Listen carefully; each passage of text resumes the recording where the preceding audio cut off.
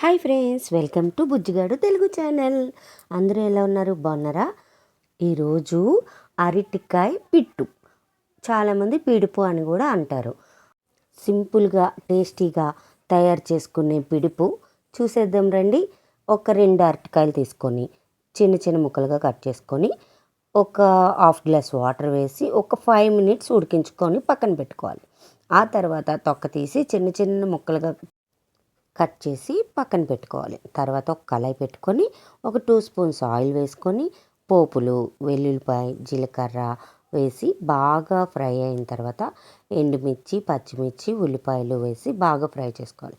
ఆ తర్వాత మనం ముందుగా కట్ చేసుకున్న ఈ చిన్న చిన్న అరటికాయ ముక్కలన్నీ అందులో వేసి కలుపుకోవాలి. తర్వాత పసుపు, ఉప్పు, సరిపడా కారం వేసుకొని మీడియం ఫ్లేమ్లో బాగా ఫ్రై చేసుకుంటే అరటికాయ పిడుపు రెడీ.